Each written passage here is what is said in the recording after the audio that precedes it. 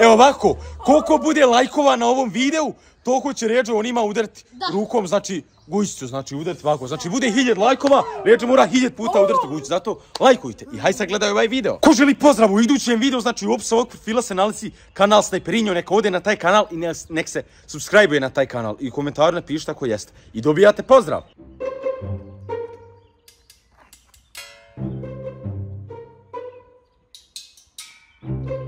Kolega, jel tebi dosad? A jes, bret. Pa vidiš ti ga malog tamo, hajde mi njega malo zajebavati.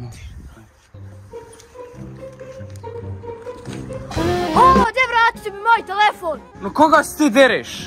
No koga, ej? Evo. Daj, daj mi, daj.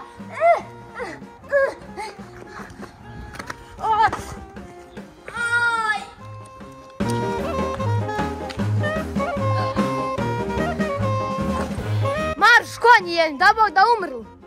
Ma ko? Ti mali ne znaš s kim imaš posla. Znate li vi ko je meni tata? Ne znam, nit me briga. Pa šta da ga zovem? On je policajac najveći na svijetu. 50 ljudi ubio. Nemoj mali lagati. Gde zovi ga, hajde zovi. Evo sad ću ga ja zvati. Alo, babo, tata, papa, hajde dođi vam. Sad će doći. Možda mu otac baš policajac, ići mu u zatvor. Mah nije, ne vjerujem. Joj, je stvarno policajac. Baba, ova dvojica me diraju. Halo dečki, ja sam inspektor FBI, policajac, SWAT, kriminal, FBI, SIPA. Znači, sad ćete u zatvor ići zato što ste dirali moje dijete.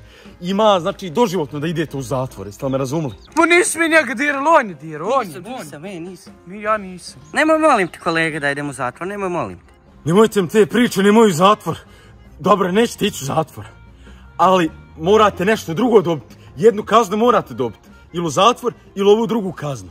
Jel u redu? Može, ali koja je kazna druga? Evo dečki, ovo vam je kazna. Sine, udri koliko možeš. To, babo, more. Guza.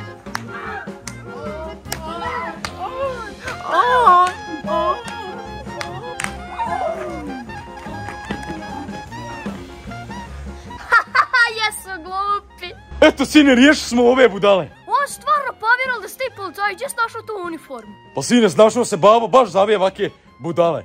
Hajmo na sladoled.